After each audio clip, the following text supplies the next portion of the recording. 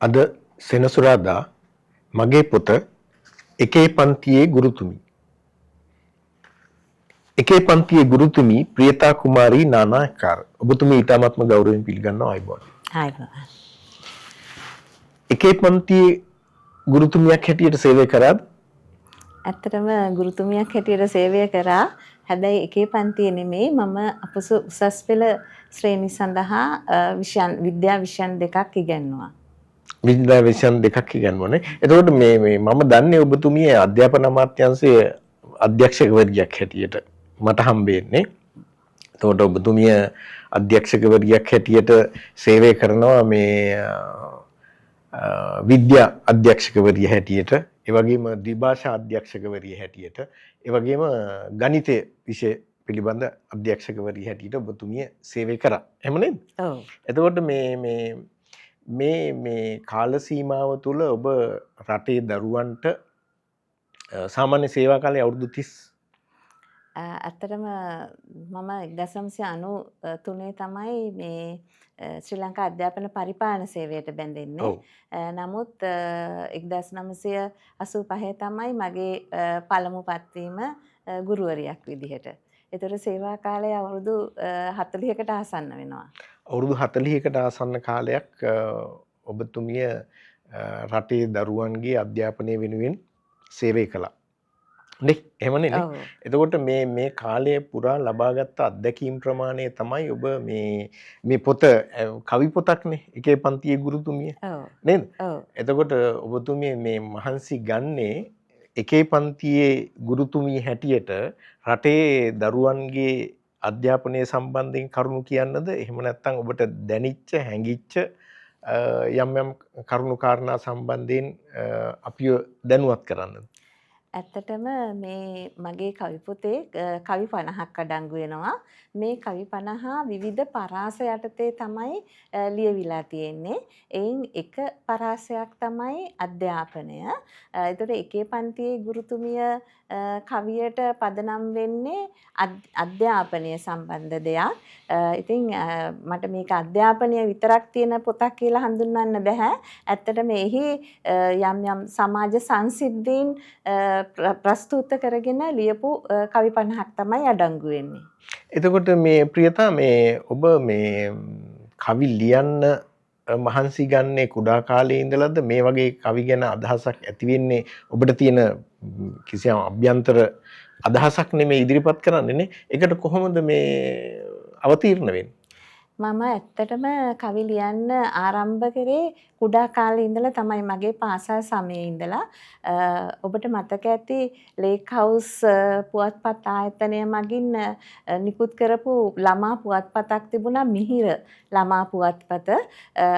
මේ මිහිර ළමා පුවත්පතේ තිබුණා මේ තරඟයක් පද්‍ය රචනා ගද්‍ය රචනා තරඟයක්. එහි කනිෂ්ඨ අංශයට ඒවකට මට මතක විදියට හිටියේ 8 ශ්‍රේණියේ හෝ 9 වන ශ්‍රේණියේ ඒ පද්‍ය රචනා තරඟයට මමත් කවියක් ඉදිරිපත් කරා. එයට මේ දෙවන ස්ථානය ලැබුණා. ඒක තමයි මගේ ආරම්භය. ඊළඟට මේ යෝන් ජනතා පුවත්පත. ඇත්තටම යෝන් ජනතා පුවත්පත ඒ මොහොතේදී ඒ කාලේ හිටපු යෝන් කවි කිවිඳියන්ට අතහිත දීපු පුවත්පතක්. මම අපසු උසස් පෙළ හදාරන සමයේදී යෝන් ජනතා පුවත්පතට ලියන්න ගත්තා. ඒ කියන්නේ මොන අවුරුද්දේද? ඒ 1980 වගේ අවුරුදුවලදී අර ඒකට මට ධෛර්යයක් වුණා. අර මම කියපු මේ මිහිර පද්‍ය රචනා තරංගයේ තෑග්ග විදියට මට හම්බුනේ මේ පොත් කට්ටලයක්. ඒ පොත් කට්ටලේ තිබුණා මහගමසේකර මේ කවියාගේ ප්‍රබුද්ධ පොත. ඒ වගේම ජපන් පරිවර්තනයක් වුණු අනිත්‍ය ජීවිතයක්. එදිරිවීර සරච්චන්ද්‍ර මහත්මයාගේ මළගිය ඇත්තෝ. ඉතින් ඒ පොත් ටික මට ලොකු උත්තේජනයක් මට ලොකු ආසාවක් ඇති කරා. ඊට පස්සේ යෝන් ජනතා පුවත්පතේ යෝන් පහන් වැටට ලිව්වා. එයින් තවත් කවි කිවිඳියන් හඳුනා ගන්න ලැබුණා. ඒ වගේම මේ යෝන් පහන් වැට මේ සංස්කරණය කරන්න නවක කවි කිවිඳියන්ට බාර දෙනවා සතියක. ඒ කියන්නේ තෝරාගත්තු ක්‍රමයකට. ඉතින් මට ඒ කවි පිටුව සංස්කරණය කරන්නත් අවස්ථාවක් ලැබුණා. ඉතින් ඒ වගේ දේවල් නිසා මම මේ ලිවීම දිගටම කරගෙන ගියා. හැබැයි මගේ මේ රාජකාරියත් එක්ක සමහර අවස්ථාවලදී මට ලිවීම කියන එක මග ඇරුණා. ඊළඟට මම ඒ ලියපු කවිත් අතන මෙතන තමයි තිබුණේ. ඒක පිළිවෙලකට තිබුණේ නැහැ. ඊළඟට නැවතත් මම මේ ගැන කියන්නේ තදින් හිත යොමු වුණේ මම විශ්‍රාම ලැබුවට පස්සේ. ඔව් එතකොට මේ ඒ කාලේ ඉඳන් ලියපු කවි මෙතන තියෙනවද? ඇත්තටම කියන්න ඕනේ ඒ කාලේ ඉඳන් ලියපු කවි නැහැ.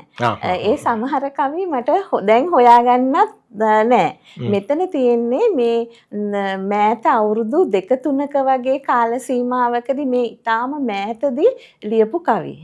එතකොට මේ මෑත අත්දැකීම් ප්‍රමාණය වැඩි. එතකොට මේ වර්තමාන සමාජය දිහා ඔබ බලලා තියෙන ආකාරය තමයි මේ කවි වලින් පේන්නේ. ඔව් ඇත්තටම. ඒක නේද?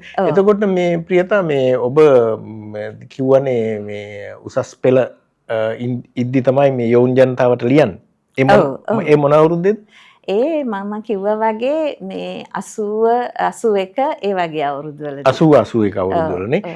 මේ මොන විශ්වවිද්‍යාලයටද ඔබ මේ යන්නේ? මම ශ්‍රී ජයවර්ධනපුර විශ්වවිද්‍යාලයේ තමයි ඉගෙනුම ලැබුණේ. මොකද්ද මේ විෂය මාලාව? මම විද්‍යා විෂය ධාරාවෙන් ඉගෙනුම ලැබුණා. විද්‍යා විෂය ධාරාවෙන් ඉගෙන ගත්තා. ඊට පස්සේ ඔබ යනවා මේ පාසල් ගුරුවරියක් හැටියට. ඔව්. ඒ මොන අවුරුද්දේද? මම පාසල් ගුරුවරයෙක් වුණේ 1985 වසරේදී. මගේ උපාධිය ලබා ගැනීමෙන් පස්සේ විද්‍යාවේදී උපාධි ගුරුවරියක් වශයෙන් මම ඇත්තටම සේවය කරන්න ලැබුණේ ඇඹිලිපිටිය මධ්‍ය මහා විද්‍යාලයේ. දැනට ජනාධිපති විද්‍යාලය කියලා හඳුන්වන්නේ. ඒ කියන්නේ දුෂ්කර ප්‍රදේශයක වැඩ කරන්න තමයි හම්බෙන්නේ. ඔව්. එතකොට ඒ පාසලේ වැදගත් දේ තමයි ඒ පාසලේ මේ මට පත්වීම ලැබෙනකොට මේ අපොස උසස් පෙළ විද්‍යාංශයක් තිබුණේ නැහැ. එතකොට ඒ විද්‍යාංශය ඇති කරන්නම තමයි මටත් තව මම වගේම මේ නවක ගුරුවරයෙකුටත් අවස්ථාව ලැබුණේ කපිල කියලා කපිල වීරතුංග. අපි දෙන්න තමයි මුලින්ම මේ විද්‍යාංශය ආරම්භ කරේ. ඒ විද්‍යාලේ මොකක්ද ඉස්කෝලේ? ඇඹිලිපිටිය මධ්‍ය මහා විද්‍යාලය දැන් හඳුන්වන්නේ ඇඹිලිපිටිය ජනාධිපති විද්‍යාලය කියලා. කොච්චර කාලයක් සේවය කළාද? මම ඒ පාසලේ 1993 වර්ෂය වෙනකන් සේවය කරා. ඒ කියන්නේ ශ්‍රී ලංකා අධ්‍යාපන පරිපාලන සේවයේ විවෘත තරඟ විභාගයට පෙනී සිටියා. එයින් මට මේ ශ්‍රී ලංකා අධ්‍යාපන පරිපාලන සේවයට ඇතුළත් වෙන්න අවස්ථාව ලැබුණා. එතෙක් මම ඒ පාසලේ සේවය කරා. ඒ පාසලේ සේවය කරමින් ඉන්න අතරේ තමයි ඔබ අධ්‍යාපන පරිපාලන සේවයට එන්නේ. ඔව්. මුල්ම අධ්‍යාපන පරිපාලන සේවයේ පළවෙනි පත්වීම කොහෙද? පළවෙනි පත්වීම ලැබුණේ ඇත්තම හම්බන්තොට දිස්ත්‍රික්කයට. ඒත් දුෂ්කර. හම්බන්තොට දිස්ත්‍රික්කයේ මේ වලස්මුල්ල කලාප අධ්‍යාපන කාර්යාලයට තමයි මගේ පළමු පත්වීම ලැබුණේ. ඊට පස්සේ තංගල්ල කලාප අධ්‍යාපන කාර්යාලයේ සේවය කරන්න ලැබුණා. නමුත් ඒ මොහොතේදී හම්බන්තොට දිස්ත්‍රික්කයේ උග්‍ර නිලධාරී හිඟයක් තිබුණා. ඒ නිසා නිලධාරීන් වශයෙන් අපි සියලු දෙනාටම මුළු දිස්ත්‍රික්කයම ආවරණය කරන්න සිද්ධ වුණා. සුළු නිලධාරී ප්‍රමාණයකින් තමයි මේ මුළු දිස්ත්‍රික්කෙම ආවරණය කරන්න සිද්ධ වුණේ. එතකොට මේ ඒ කාලෙදිත් කවි ලියනවද? ඒ කාලෙදිත් කවි ලියනවා. ඒතර මම කිව්වා වගේ ඒවා පුවත්පතකට දැම්මේවත් ප්‍රසිද්ධ කරේවත් නැහැ. ඒවා මම මේ යම්කිසි මේ අදහසක් ආවහම ලියලා ඒවා මේ මගේ ළඟ තිබුණා. නමුත් අර මං කිව්වා වගේ ඒවා තිබුණේ අතන මෙතන අවිධිමත් විදිහට. ඇත්තටම ඒ ගොඩාක් කවි දැන් මන් ළඟ නැහැ. නමුත් එදා මගේ පොත එළි දැක්වීම දවසට ආපු මගේ මේ යෝන් ජනතා පුවත්පතින්ම හඳුනාගත්තු සොයුරියක් සන්ධ්‍යා කුමුදුනි ලියනගේ එතුමිය එදා කිව්වා මට තාම මතකයි ඒ කාලේ ලියපු කවි කියලා. ඒ සමහර කවි කිව්වා. නමුත් එතුමීට මතක තිබුණා. ඔව්. නම් ඒ සන්ධ්‍යා කුමුදුනී ලියනගේ. නමුත් ඒ කියන්නේ එතුමිය එකතු කරලා නමුත් මන් ළඟ තිබුණේ නැහැ. ඒක හරි වටිනවා නේද? හරිම වටිනවා. ඔව්. එතකොට මේ ප්‍රියතා මේ ඔබ ඇත්ත වශයෙන්ම දැන් මේ වෙනකොට මේ දුෂ්කර සේවයේ නියැදිලා තියෙන්නේ. අධ්‍යාපන නිලධාරියෙක් හැටියට දුෂ්කර සේවයේ නියැදෙන්නේ. එතකොට මේ කාල සීමාව ඇතුළත ඔබතුමියට ලැබිච්ච අත්දැකීම් ප්‍රමාණය ඒ කියන්නේ හුඟක් දුෂ්කර පළාත්වල ළමයින් වෙනුවෙන් කැප වෙලා තියෙන්නේ. ඔබ දැන් ඇත්තටම සතුටු වෙනවද මේ ඒ කාල සීමාව ඇතුළත ඒ ළමයින්ට කිසියම් නිශ්චිත දෙයක් වුණාද? ඔබේ හැකියාවන්ගෙන් ඇත්තටම සතුටු වෙනවා. එතන මම විතරක් තනියම නෙමෙයි. අපි කණ්ඩායමක් වශයෙන් තමයි කටයුතු කරේ. ඉතින් අපි කණ්ඩායමම කරපු ඒ සාමූහික ක්‍රියාව නිසා මම හිතනවා දරුවන්ට පද්ධතියට යම් දෙයක් වුණා කියලා. ඒ වගේම මගේ පැත්තෙන් ගත්තොත් ඇත්තටම මගේ ඒ ගුරු ජීවිතයත් වසර 8ක ගුරු ජීවිතයක් වසර 8ක් නේ 8ක් වසර 8ක ගුරු ජීවිතයක් තියෙනවා. ඒ වසර 8 මට ඊට පස්සේ ශ්‍රී ලංකා අධ්‍යාපන පරිපාලන සේවයේ නිලධාරිනියක් වුණාම හරීම ප්‍රයෝජනවත් වුණා. මේ ගුරුවරයාව තේරුම් ගන්න, ඒ සහකම්පනය දැනෙන්න. ඒ වගේම තමයි මට ලැබිච්ච අවස්ථාව දුෂ්කර කලාපයක දුෂ්කර දිස්ත්‍රික්කයක වසර 4ක් මම සේවය කරා මේ අධ්‍යාපන අමාත්‍යාංශයට එන්න කලින්. එතකොට ඒ වසර 4 අත්දැකීමත් මට හුඟක්ම මගේ සේවා කාලයේදී ප්‍රයෝජනවත් වුණා. එතකොට ප්‍රියතා දැන් අපි කතා කරනවානේ මෙච්චර කාලයක් තිස්සේ අධ්‍යාපනයේ මොනවද වුනේ, අධ්‍යාපනයේ යහපතක් වෙලා තියෙනවද?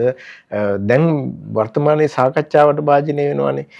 දැන් මට හිතෙන්නේ දැන් ඔබතුමිය ඇතුළු අධ්‍යාපන පරිපාලන සේවයේ සහ ගුරුවරු මේ එකේ පන්තියේ ඉඳලම ඉන්න ගුරුවරියන් සමාජයට යමක් කරලා තියෙනවා. ඒකේ ප්‍රතිඵල නිසා නෙමෙයිද මේ සමාජයේ කිසියම් ප්‍රගමනයක් ලැබලා තියෙන්නේ? එහෙම දොස් කියන එක හරියද ඒ පද්ධතියට? මම හිතට මම නම් පෞද්ගලිකව දොස් කියන්නේ නැහැ. සහ මම ඔබත් එක්ක එකඟ වෙනවා. ඇත්තටම මේ අතීතයේ සිටම මේ යම් පුද්ගලයන් විසින් යම් කණ්ඩායම් විසින් ඒ කරපු දේවල් වල ප්‍රතිඵල තමයි අපි භුක්ති විඳින්නේ. ඉතින් අනිත් එක තමයි අපි දන්නවා ඕනෙම පද්ධතියක් සාමාන්‍යයෙන් ඉදිරියට ක්‍රමානුකූලව හිමින් හරි ඉදිරියට යන එකයි වෙන්නේ. ඉතින් ඒක සිද්ධ වෙමින් තියෙනවා. සිද්ධ වෙලක් තියෙනවා. ඉතින් ඒ නිසා මේ දැන් ඔබ ඒකේ ප්‍රතිඵලයක් නේද? ඒ අධ්‍යාපන දැන් මොකක්ද අපි කතා කරනවානේ කන්නන්ගර අධ්‍යාපන ප්‍රතිපත්ති ගැන. එතකොට ඔබ කන්නන්ගර අධ්‍යාපනයේ ප්‍රතිඵලය. ඇත්තෙන්ම මොකද මම මගේ මේ උසස් පෙළ හැදෑරුවේ මධ්‍ය විද්‍යාලයක. ගංකන්ද පැල්මඩුල්ලේ ගංකන්ද මධ්‍ය විද්‍යාලයේ. ඉතින් මාත් ඒ ප්‍රතිඵලයක් තමයි. ඔව්. එතකොට නැවත මම කැමති ගංකන්ද මධ්‍ය මහා විද්‍යාලය කිව්වහම මධ්‍ය විද්‍යාලය. මේ ඇත්තටම මේ ගංකන්ද මධ්‍ය විද්‍යාලය බොහොම ප්‍රසිද්ධ පාසලක් නේ. මට මතකනේ චිත්‍රවලට ටිකක් ප්‍රසිද්ධයි වගේ නැද්ද? මම හිතන්නේ අර නිශ්ශංක දිද්දෙනියගේ හරි ඔව් මේ නාට්‍යකරුවාගේ පාසලනේ. ඔව්. එතකොට මට මතකයේ හැටියට. එතකොට ඒ කාලේ මේ ඔය කවි ලියන ඉස්කෝලේ ඉන්නකොටත් කවි ලිව්වද? ඔව් එතකොටත් ලිව්වා. මං කිව්වේ අපස උසස් පෙළදීත් මම කවි ලිව්වා කියලා. එතකොට මේ ඇත්තටම මගේ පන්තියේ එහෙම කවි ලියන කීප දෙනෙක් හිටියා. ඒ කියන්නේ ওই වගේම පුවත්පත් වලට ලියපු ප්‍රසිද්ධ නමක් තමයි ඒ කාලේදී ජානකී වසන්තා ලේකම්ගේ. ඉතින් මගේ මිතුරියා. ඉතින් ඒ වගේ අපේ මේ පන්තියේ හිටපු කීප දෙනෙකුටම කවි ලියන්න පුළුවන්කම තිබුණා ලස්සනට. ඇත්තටම ඇයි ප්‍රියතා මේ කවි ලියන්නේ මේ අපේ අය අපේ කියන්නේ මම පොදුවේ කියන්න වට වඩා මං ගැන කියන්නම්.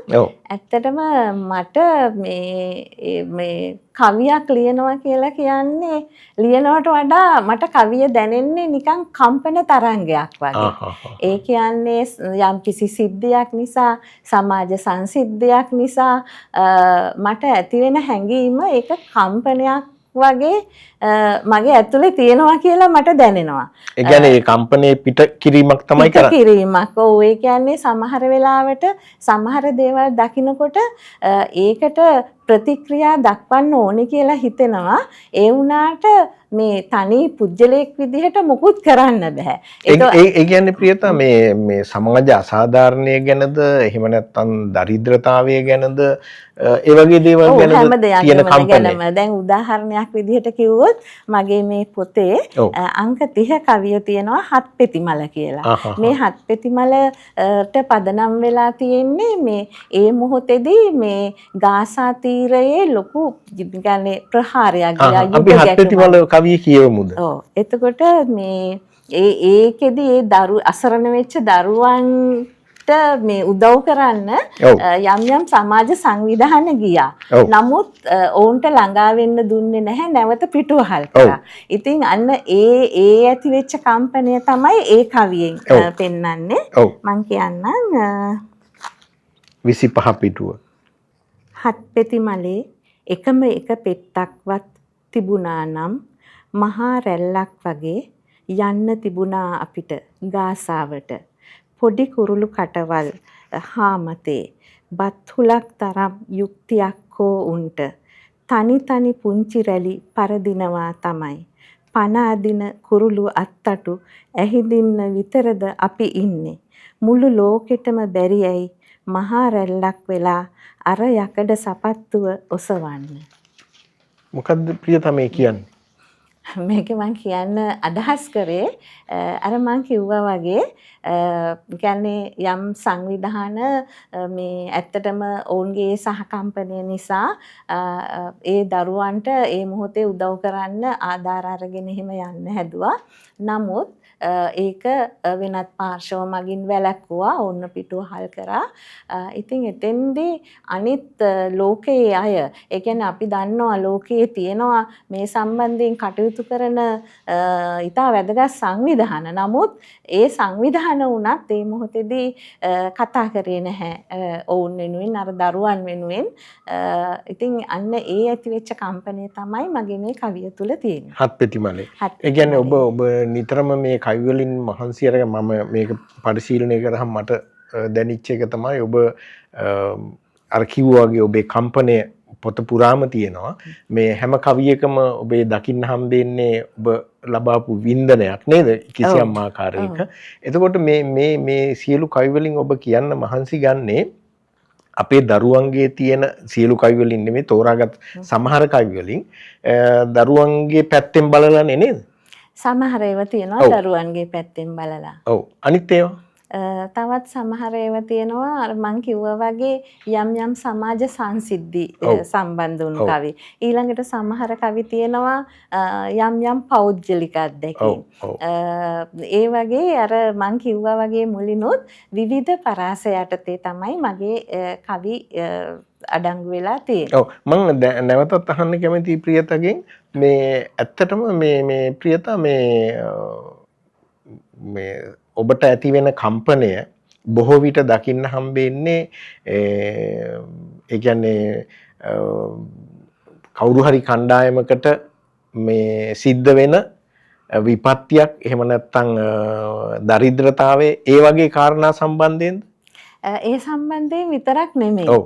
දැන් මම ඒ කියන්නේ නැතිබැරිකම ඊළඟට අපේ මේ සමාජයේ සිදුවෙන සමහර මේ සමහර වෙනස්කම් දැන් උදාහරණයක් විදිහට මගේ වර්චුවල් සන්නිය සන්නියේදී මම කියන්න අදහස් කරන්නේ දැන් මේ තාක්ෂණයත් එක්ක අපි පුරුදු වෙලා ඉන්නවා හුඟක්ම මේ සමාජ මාධ්‍ය එක්ක සම්බන්ධ වෙන්න. එතකොට ඒ සමාජ මාධ්‍ය තුලදී අපිට ඇත්තටම ඇත්ත මොකක්ද බොරුව මොකක්ද කියලා මේ වටහා ගන්න බැරි පැහැදිලි කරගන්න බැරි තත්වයකට අද පැමිණිලා තියෙනවා. ඊළඟට අපි අර මේ කෘතිම බුද්ධි මෙවලම් පාවිච්චි කරලා මම නොවන මම කෙනෙක් පෙන්වන්න උත්සාහ කරනවා. ඉතින් අර ඒ වගේ සංසිද්ධිත් මගේ කවිවල තියෙනවා. ඒක අධ්‍යාපනයේ ප්‍රශ්නයක්ද?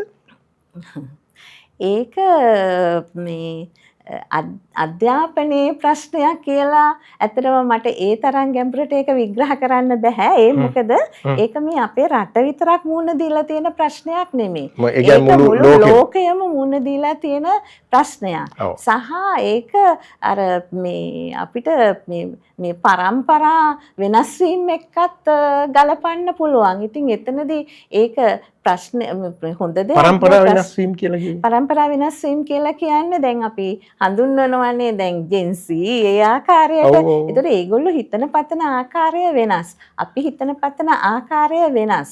ඊළඟට මේ සමහර අවස්ථාවලදී අපි රැලි ඇති වෙනවා. දැන් උදාහරණයක් විදිහට කිව්වොත් මිනිමි රැල්ල.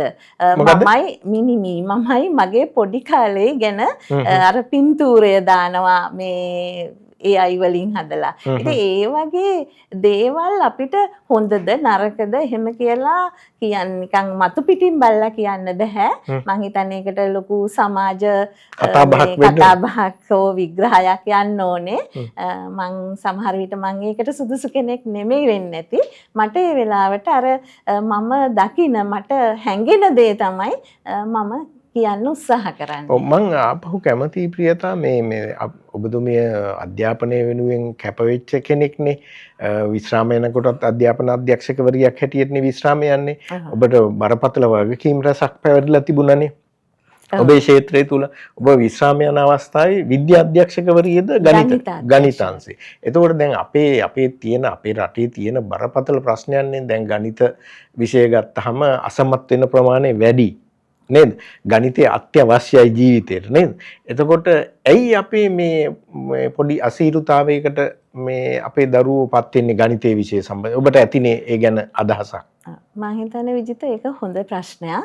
ඒ කියන්නේ දැන් නම් ගණිතයේ අසමත් වීම කියන එක ගොඩක් අඩු වෙලා තියෙන. ඒ කියන්නේ දැන් 70 ගණන් වලට සමත් ප්‍රතිශතය ඉහළ නැන්විලා තියෙනවා. හැබැයි ඒ ඔබ කියපු දෙයක් තියෙනවා සහ ඒක මමත් මේ කියන්නේ හිතන සහ උත්සාහ කරපු දෙයක්. නමුත් මටත් ඒක හරියටම කරන්න බැරි වුණා. ඒ කියන්නේ මම කල්පනා කරන්නේ අපි ගණිතයේදී ගණිත අන්තර්ගතයට තමයි මුල් තැන දීලා තියෙන්නේ.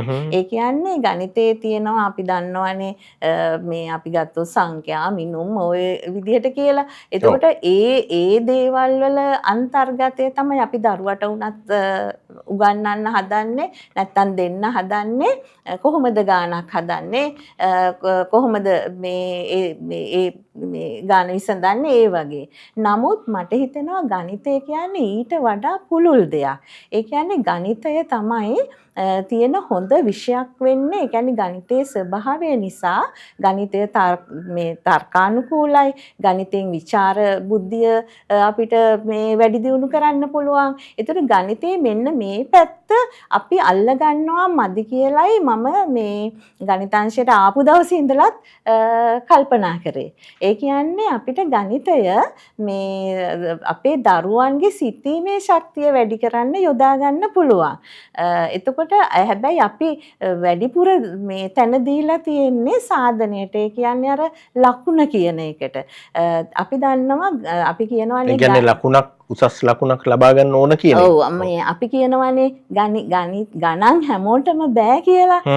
ඒක කතාවේ එක්තරා දෙයක් තියෙනවා. ඒ කියන්නේ ගණිතයේ අන්තර්ගතය සම්බන්ධ ප්‍රවීණතාව හැමෝටම ලබා ගන්න බෑ.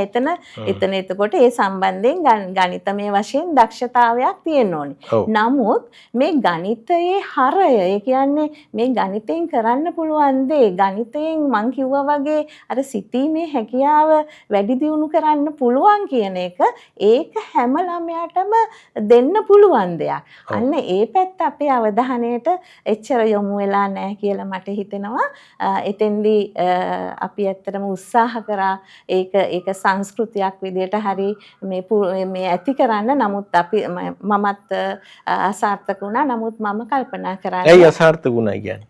ඒක දීර්ඝකාලීනව සිද්ධ වෙන්න ඕනේ දෙයක්. සහ විවිධ පැතිවලින් සිද්ධ. ඒ කියන්නේ දීර්ඝකාලීනව කිව්වේ මේ ඉතිහාසයේ ඉඳලා එහෙම වෙන්න ඕන කියන එකද? ඔව් ඉතිහාසයේ ඉඳලත් වෙන්න ඕනේ. අනාගතයේ ඉතිහාසයේ ඉඳලා එහෙම වෙලා නැද්ද? ඒකයි මං කිව්වේ අර අපේ ගණිතයේ අපි හුඟක්ම ගණිත කරුණු ගැනනේ මේ අවධානය දීලා තියෙන්නේ. නමුත් ගණිතයේ ස්වභාවය ගැන අපි අවධානය දීලා තියෙනවා මදි කියලා මට හිතෙනවා. ඉතින් ඒකයි මං ඒ කිව්වේ. එතකොට ඒක විවිධ පැති වලින් වෙන්න ඕනේ. ඒක මේ කියන්නේ පුළුල් දෙයක්. දවසකින් දෙකකින් රැයකින් කරන්න බෑ. ඒක ක්‍රමිකව සිද්ධ වෙන්න ඕනේ දෙයක්. ඉතින් මගේ මේ කියන්නේ මම හිටපු මොහොතේදී උත්සාහ ගත්තා. නමුත් ඒක මට අර පැල කරන්න ඒ මොහොතේදී බැරි වුණා. නමුත් සමහර විට තව කෙනෙක් ඒ දේ කරයි. ඒ දේ කරන්න ඕන තරම් ඉඩ තියෙනවා. තව එහාට යන්න පුළුවන්. කියන්නේ අලුත් ලෝකෙත් එක්ක ගමන් කරන්න නම් ගණිතය සහ විද්‍යාව අත්‍යවශ්‍යයි නේ. එතකොට දැන් ඔබතුමිය විද්‍යාංශෙත් සේවය කරන්නේ නේ. විද්‍යා විෂය සම්බන්ධයෙන් මොකද තියෙන? විද්‍යා විෂය සම්බන්ධයෙන්ුත් මම ඒ විදිහට තමයි දකින්නේ. මේ විෂයන් දෙකම මේ අපිට අර කියන්නේ සමාජය තුළ විචාරශීලී චින්තනයක් ඇති කරන්න පුළුවන් විෂයන් දෙකක්. ඇත්තටම අපි ගත්තාම අද සමාජයේ මේ විචාරශීලී චින්තනය කියන්නේ දෙයක් හොයලා බලලා පිළිගැනීම කියන දේ නැහැ. ඉතින් ඒකට ඒක ඇති කරන්න පුළුවන් විෂයන් දෙකක් තමයි මේ විද්‍යාව සහ ගණිතය කියන්නේ. ඒ කියන්නේ මේ ඔබ විශ්වාස කරනවා විද්‍යාව සහ ගණිතය කියන විෂයන් දෙක හොඳින් හදාරන දරුවෙකුට හොඳ චින්තන ශක්තියක් ඇති වෙනවා. ඒ වගේ නිර්මාණශීලී චින්තනයකුත් ඇති වෙන්න හේතු වෙනවද? ඔව් අනිවාර්යයෙන්ම. මෙතන හොඳින් හදාරනවා කියලා කියන්නේ අර මැෂින් වගේ නැත්තම් යන්ත්‍ර වගේ ගිරව් වගේ ගණන් හදන එක නෙමෙයි. දැන් අපි ගණනක් ගත්තාම ඒක හදන ගැටලුවක් විසඳන ක්‍රියාවලියක් තියෙනවනේ. අන්නේ ක්‍රියාවලිය තේරුම් ගැනීම මේ තමයි වැදගත් වෙන්නේ. එහෙම වුණොත් විතරයි අර අපි කියන මේ සිතීමේ හැකියාව විචාර බුද්ධිය වගේ දේවල් ඇති වෙන්නේ. දැන් දරුවන්ගේ තියනවද ඔය කියන විචාර බුද්ධිය? දැන් දරුවන්ගේ නෙමෙයි අපෙත් නැහැ කියලායි මට හිතෙන්නේ. ඔව්. ඒ අපේ විචාර බුද්ධියක් නැති නිසා ඒක දරුවන්ට ගිහිල්ලා තියෙනවා. එහෙමද?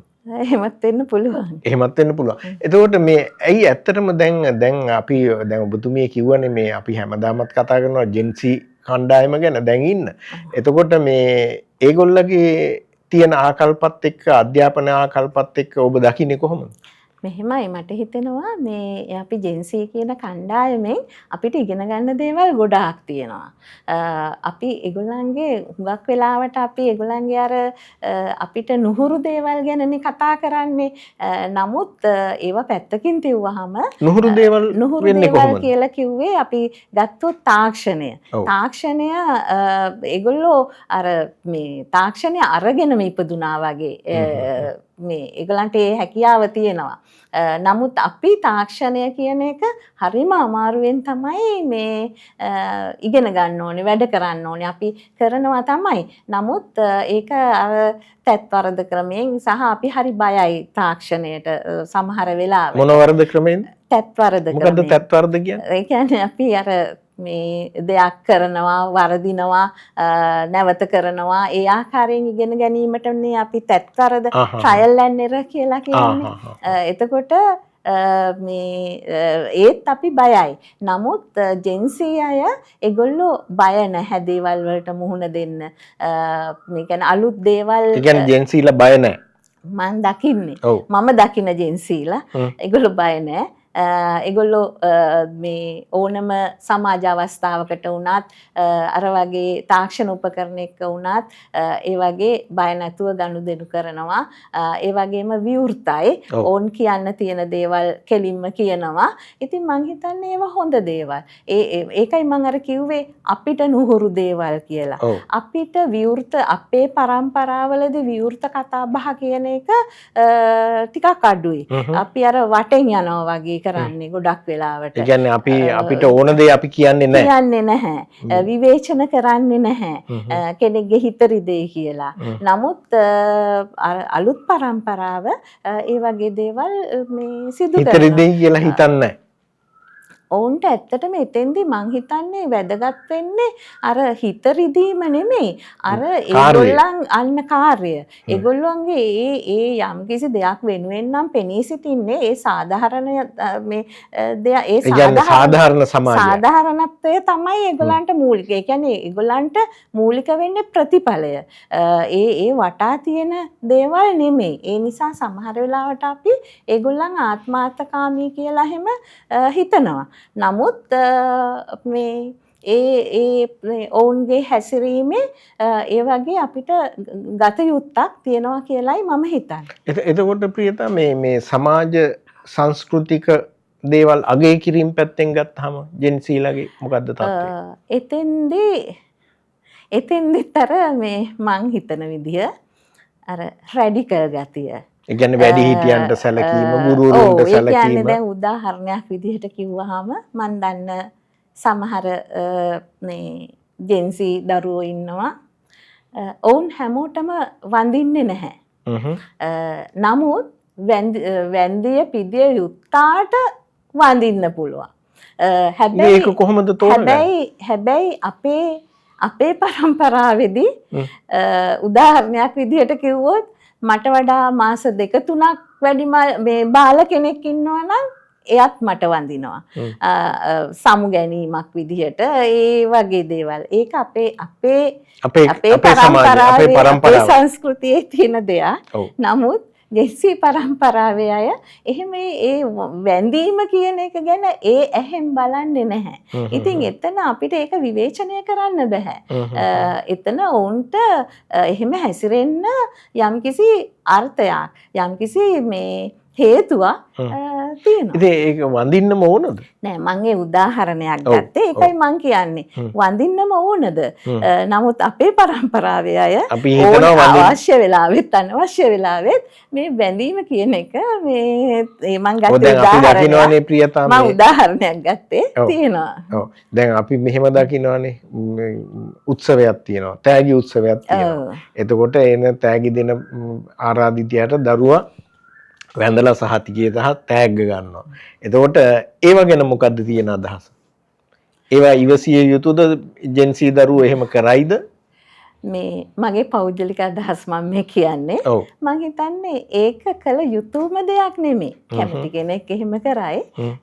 නැත්තම් එහෙම නොකරන කෙනෙක් ඒ විදියට නොකරත් කමක් නැහැ. එතෙන්දී අරගෙන යම්කිසි විදියකින් ඒගොල්ලෝ ඒ කියන්නේ ජෙන්සී එතකොට ඒ වගේ දෙයකදී ඇති වෙන මේ පොඩි එකඟතාවයක් ඒ කියන්නේ ඒ දරුවයි වඳින ලැබීම වැඳුම් ලබන එකනයි අතරේ ගොඩනගෙනව නේද අන්‍යෝන්‍ය බැඳීමක් නෑ කොහොමත් මං කියන්න ගියේ මේ වැන්දේ නැති වුණත් අපේ මේ වෙනත් මේ අපේ අංග චලනයන්ගේ අපි ඒ ගෞරවය පෙන්නනවා. ඒ දරුවෙක් වුණත් hina වෙලා පොඩ්ඩක් ඔළුව මේ පහත් වෙලා ඒක අපි નિરાයාසයෙන් වෙන දෙයක්. මේ ඉතින් ඒ නිසා අර වැඳීම කියන අංග චලනයම නෙමෙයි. ඒ කියන්නේ මේ වැඩිහිටියන්ට ගරු කිරීම කියන එක ඒගොල්ලන්ගේ වෙනත් ආකාරයකින් තියෙන්න පුළුවන් නේද? ඔව් ඒක තමයි අපි දකින්න අපිට හම්බෙන්නේ නේ.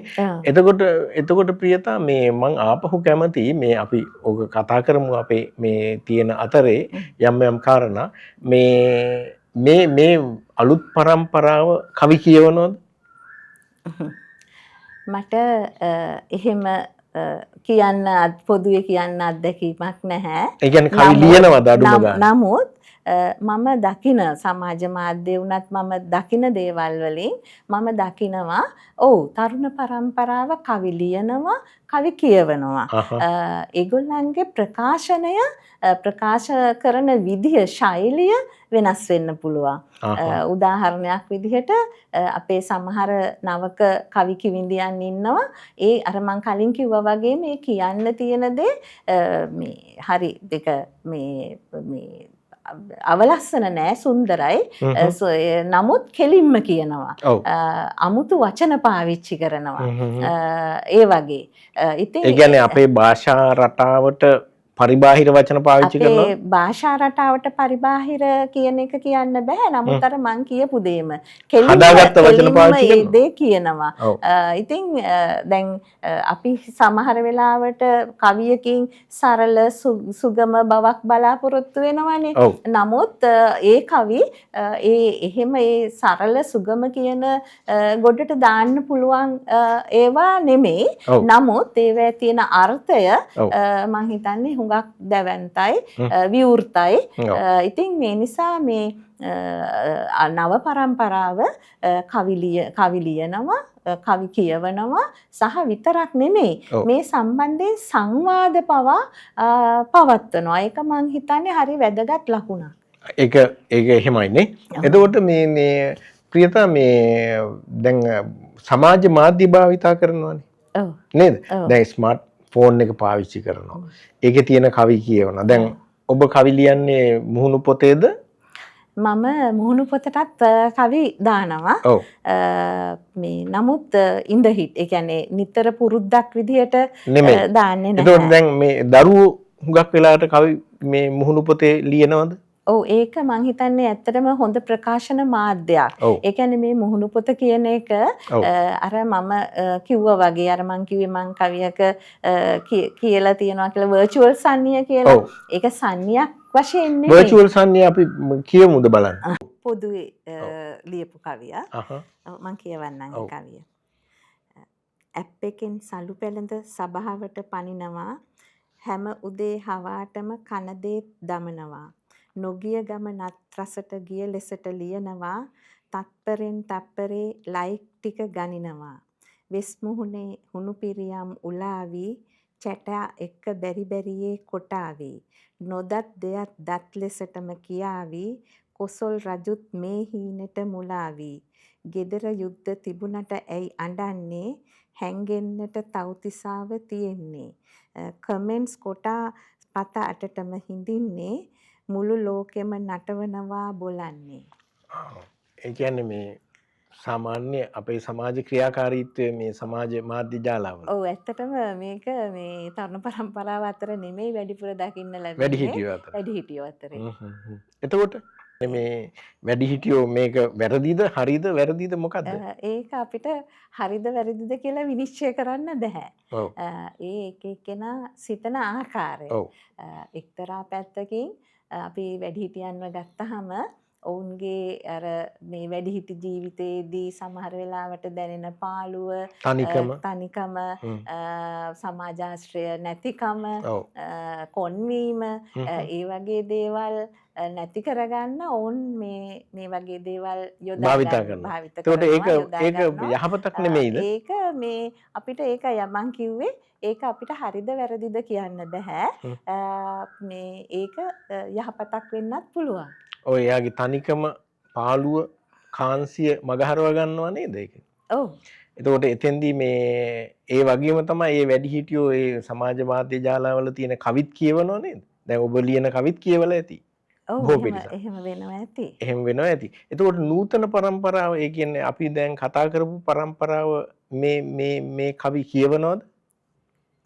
කවි ලියනවද? කවි කියවනවද? රස විඳිනවද? මං හිතන්නේ අර මං කලිනුත් කිව්වා වගේ ඔවුන් කවි ලියනවා, කියවනවා, රස විඳිනවා. ඒ කියන්නේ මේ මම මගේ අත්දැකීමෙන් කතා කරොත් එදා ඒ එලි දැක්වීම සඳහාත් මේ තරුණ පරම්පරාවේ අය මම කරේ විවෘත ආරාධනයක් නෙමෙයි සීමිත පිරිසකට මම ආරාධනා කරේ.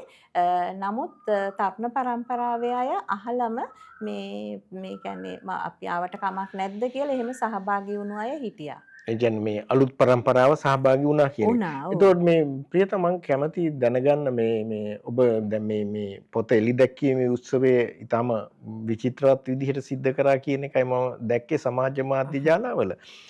මේක එහෙම වෙන්න හේතු එහෙම මොන හරි තියෙනවද? ඔව් ඇත්තටම මේ මගේ මේ පොත ඉපදුනේ යම්කිසි අවස්ථාවක් නිසා. ඒ කියන්නේ මේ මගේ යෙහෙලියක් සහෝදරියක් වගේ මිතුරියක් නන්දනී රත්නායක.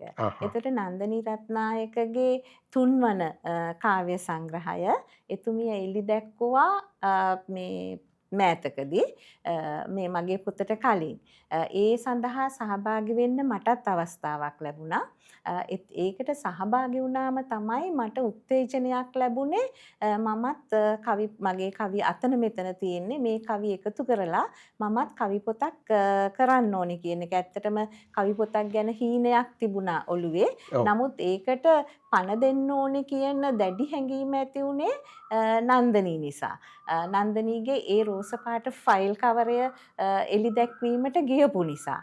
ඉතින් මම එදා නන්දනීට කිව්වා නන්දනී මටත් ආසයි පොතක් කරන්න කියලා. ඒතකොට ඒ තරම් කාර්යබහුල අවස්ථාවෙත් මොකද එතුමියගේ එලි දැක්වීම එතුමිය කිව්වේ හරිම සතුටුයි මේ එන්නකො මං ඔයාට මගේ ප්‍රකාශකතුමාව හඳුන්වලා දෙන්න කියලා. මට එතනදි තමයි නන්දනීගේ ප්‍රකාශකවරයා වශයෙන් කටයුතු කරපු මොළ සෙනවිරත්න මහත්මයාව අඳුනගන්න ලැබුණේ.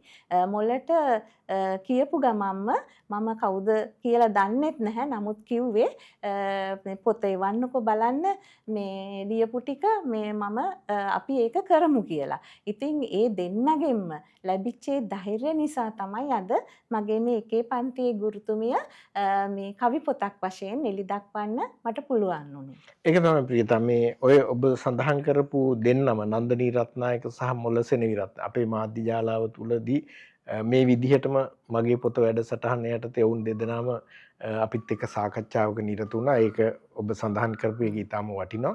ඒ දෙන්නම ඊටාමත්ම වටිනා කවියෝ. ඉතින් මේ ඒ වගේ සත්පුරුෂයන් ආශ්‍රය කරන්ට ලැබීම නිසා තමයි ඔබ මේ කෘතිය එළියට එන්නේ නේ. ඔව් ඇත්තටම මේ පොතට වඩා මට වටින්නේ මට ලැබුණු මේ අවස්ථාව කියලා කිව්වේ අර ඔබ කිව්වා වගේම සත්පුරුෂයන්. ඒ කියන්නේ මිනිස්කමේ ගුණ සුවඳ තියෙන පිරිසක්ම මට හම්බුණා. උදාහරණ කිව්වොත් සුනන්දා රණසිංහ කිවිඳිය. එතුමිය හරිම ප්‍රවීණ කිවිඳියක්. යෝන් පහන් වැටේ හිටපු විශිෂ්ට කිවිඳියක්. එතකොට දැන් මේකට පෙරවදනක් මම ඇත්තටම සුනන්දාව දන්නවා වුණාට විශ්වවිද්‍යාල කාලේ ඉඳලා එතුමිය කොළඹ විශ්වවිද්‍යාලයේ ඊට පස්සේ ලොකු ඇසුරක් තිබුණේ නැහැ. නමුත් පෙරවදන ලියන්න මම ආරාධනා කරාම අපි ඒක කරමු මං හරිම ආදරයෙන් කරනවා කියලා එතුමිය ඒක කරා විතරක් නෙමෙයි මගේ එලි දැක්වීම දවසේ ප්‍රධාන දේශනයක් කරා. ඊළඟට තව ලස්සන දෙයක් කියන්න ඕනේ. තවත් යෝන් පහන් වැටෙන් හඳුනාගත්තු නමුත් ඊට පස්සේ අවුරුදු 30-40 ගණන් ඇසුරක් නැතුව හිටපු දෙන්නෙක් තමයි සන්ධ්‍යා කුමුදුනි ලියනගේ සහ සේපාලි වත්සලා රණවීර. ඔවුන් දෙන්නටත් මම කවියක් Tamanට දැනෙන කවිය ගැන කතා කරන්න පුළුවන්ද කියලා ඇහුවාම සේපාලි කෑගල්ලේ කෙනෙක්. ඒතර එතුමිය කෑගල්ලේ ඉඳලා ආවා. සන්ධ්‍යා මේ ඉත්තකන්දේ එතුමිය එහි ඉඳලා ආවා. කිසිම දෙයක් බලාපොරොත්තු නොවි. ඊළඟට ප්‍රගීතිකා කියන්නේ ප්‍රගීතිකා ජයසේකර කිවිඳිය ඊටාම කාර්යබහුල කෙනෙක්. වගේම මගේ පූරක වශයෙන් කටයුතු කරපු රසිකා මුහන්දිරන්ගේ රසිකා ගාල්ලේ ඉඳලා කොහොම හරි එදා එලි දැක්වීම දවසේ මම එතනට යනකොටත් රසිකත් මොලත් දෙන්නම එතනට ගිහිල්ලා වැඩ පටන් අරගෙන ඉවරයි. ඒ වගේමයි මේක තිබුණේ විජිත මේ බීස්පාක් කියන පරිශ්‍රයේ ඊ타ත්ම කලාත්මක චමත්කාර ජනක තැනක්. එතන පවිත්‍රා සෝමදාස මහත්මිය සහ ඒ කාර්ය මණ්ඩලය තමයි මේ සියලුම එතන වතාවත් සැපයුවේ. ඉතින් ඒකයි මම කිව්වේ මේ අවස්ථාව මට අර පොතට වඩා වටිනවා. ඒ වගේ ගුණවත් මිනිසුන්ව හඳුනා ගන්න ඔවුන් ඇසුරු කරන්න ලැබීම නිසා. ඔව්. එතකොට මේ මම අහන්නේ මේ ඇයි මේ දැන් ඔබ කතා කරනවානේ ඔබ කියනවානේ මේ සත්පුරුෂ කණ්ඩායමක් හොඳ කණ්ඩායමක් හම්බුනායි කියලා. අපේ අලුත් પરම්පරාවට එහෙම කණ්ඩායම් හම්බ වෙනවද? මං හිතන්නේ හම්බ වෙනවා කියලා. ඒ මොකද මටත් ඔය මේ කවි පොත එලි දක්වලා මේ වගේ යම්කිසි සමාජයක් ඇත්තට මේ සමාජයේ එක මං ගැටිලා තිබුණේ කලින් මගේ ක්ෂේත්‍රය වෙනස් නිසා. නමුත් එහෙම ඒ සමාජයක ගැටෙන්න වුණාම මට පෙනිච්ච දෙයක් තමයි ඔවුන් අතරේ මේ ගුණ සුවඳ තියෙනවා කියන එක. මේ තියෙන අධ්‍යාපන ක්‍රියාවලියත් එක්ක මේ දේවල් එක්ක මේ දරුවෝ ඇත්තටම ඉස්සරහට තියෙන අනාගතය කොහොම වෙයිද? දැන් අපි කතා කරනවානේ අධ්‍යාපන ප්‍රතිසංස්කරණ ගැන. ඔබ අධ්‍යාපනඥයෙක් හැටියට මේ මම කැමති ඒ ගැන අදහසක් මොනවා හරි තියෙනවද? දල අදහසක්වත් මොනවා හරි මෙහෙම විය යුතුයි කියලා හරි? ඇත්තටම දැන් ක්ෂේත්‍රයෙන් ඉවත් වෙලා ඉන්න නිසා දැනට මොනවද කරන්නේ කියන එක ගැන මට ඒ තරම් අදහසක් නැහැ. නමුත් අර ඔබ කිව්වා වගේ අධ්‍යාපනඥයෙක් වශයෙන් මමත් අධ්‍යාපන ප්‍රතිසංස්කරණ ගැන උනන්දුයි. සහ මං හිතන්නේ ඒක යුගයේ අවශ්‍යතාවක් කියලා. ඒ කියන්නේ මේක සිදුවිය යුතු දෙයක්, සිදු කළ යුතු දෙයක්. ඒ වගේම තමයි අපි යම්කිසි වෙනසක් කරනකොට ස්වභාවිකයි ඒකට ලැබෙන ප්‍රතිරෝධය, අකමැත්ත. ඉතින් ඒ වගේ දේවල් නිසා අපි ඒ හොඳ දෙය නතර කළ යුතු නැහැ. ඉදිරියට අරගෙන යන්න ඕනේ. ඒ වගේම තමයි අලුත් දෙයක් කරනකොට වැරදීම් වෙන්න පුළුවන්. උදාහරණයකට කිව්වොත් අපි ෆින්ලන්තය ගැන කතා කරනවනේ නිතරම. එතකොට මේ කියන්නේ එකවරක් අපිට ලැබුණ අවස්ථාවක් මේ ෆින්ලන්තයේ උපදේශක කණ්ඩායමක් සමග කටයුතු කරන්න. එතකොට මේ මහත්මේ කියපු දෙයක් තමයි ඔවුන්ගේ ඒ ක්‍රියාවලිය අවුරුදු 40ක් තිස්සේ සිදු කරගෙන ආපු දෙයක් කියලා. ඒ කියන්නේ එක අවුරුද්දකින් දෙකකින් තුනකින් පහකින් නෙමෙයි. ඒ වගේම ඔවුන්ට ඒකෙදි වැරදීම් සිද්ධ වුණා කියලා. ඒ වැරදීම් වලින් ඔවුන් ඉගෙන ගත්තා කියලා. එහෙම කරලා තමයි අද මේ අපි හැමෝම කතා කරන මොහොතට ඇවිල්ලා තියෙන්නේ ෆින්ලන්තේ. ඉතින් ඒ වගේ තමයි මම ප්‍රාර්ථනා කරනවා සහ බලාපොරොත්තු වෙනවා අපේ රටත් අපේ රටේ අධ්‍යාපනයත් ඒ වගේ ඉදිරියට මේ ගමන් කරයි කියලා. එතකොට ප්‍රියතා මේ දැන් වර්තමානයේ ෆින්ලන්තය එතකොට කොහෙද ඔස්ට්‍රේලියාව එංගලන්තය වගේ රටවල් දරුවන්ට තහනම් කරනවා නේද මේ ස්මාර්ට් ෆෝන් එක? මම මේ යම් ප්‍රවෘත්ති දැක්කා. මෙතන මෙහිමයි. මේ ෆෝන් එක විතරක් නෙමෙයි මේ පෙළපොතත් නැවත ගේන්න හදනවා නේද? මෙහිමයි. ඇත්තටම මේ තාක්ෂණය අධ්‍යාපනයට බද්ධ වෙන්න ඕනේ. නමුත් එතනදී අර තාක්ෂණය අපි මේ කියන්නේ තාක්ෂණයට අනවශ්‍ය තැනක් දුන්නොත් එතනදී ප්‍රශ්නයක් ඇති වෙන්න පුළුවන්. ඉතින් මගේ අත්දැකීම සමහර අවස්ථා තිබුණා මටත් ඔය විදේශීය පන්ති කාමර දැක බලා ගන්න. එතෙන්දි දැකපු දේ තමයි ඔවුන් තාක්ෂණය පාවිච්චි කරනවා. හැබැයි තාක්ෂණය මතම යැපුණේ නැහැ. ඔවුන් පෙළපොතත් පාවිච්චි කරා. ඒ කියන්නේ අර මේ බහුමාධ්‍ය කියන දේ ඔවුන් ඊටාම ලස්සනට කරා. නමුත් අර සමහර වෙලාවට මේ සමහර මේ අපි කියන්නේ මේ මිස්කන්සෙප්ට්ස් ඒ කියන්නේ වැරදි සංකල්ප. එතකොට ඒ වැරදි සංකල්ප නිසා අපේ සමහර තැන්වලදී අපි අර තාක්ෂණය මුල් කරගන්න පුළුවන්. නමුත් ඇත්තට මේ දෙක සමබරව යන්න ඕන.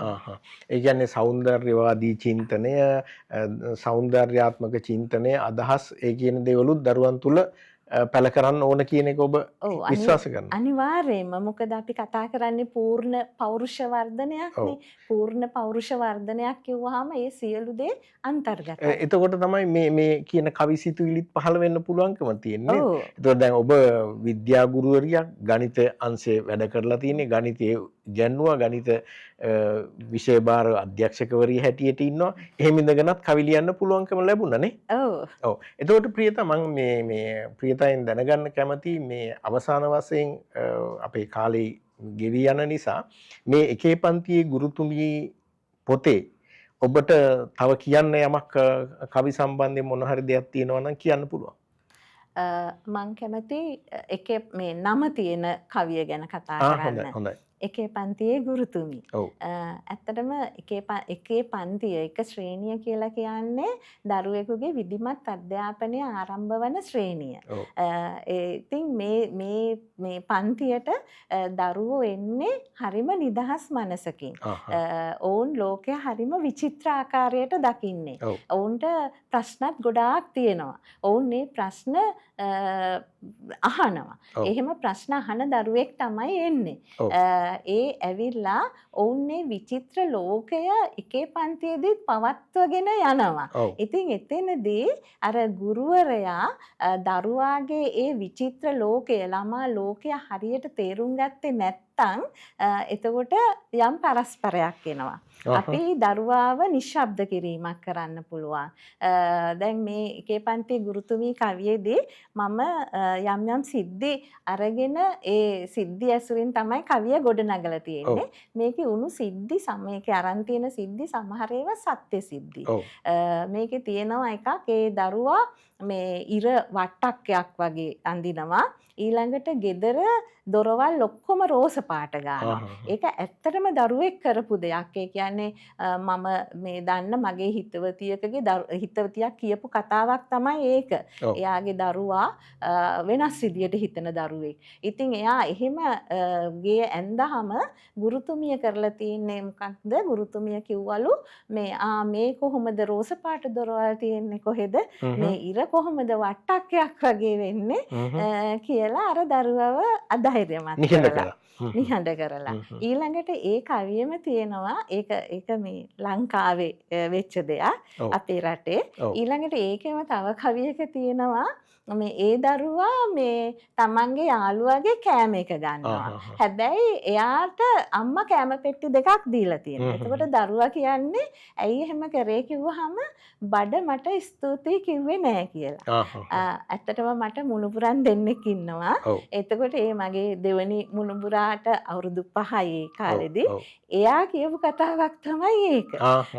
ඒ කියන්නේ ඇත්තටම එයා ලංකාවේ නෙමෙයි ඉගෙනුම ලබන්නේ.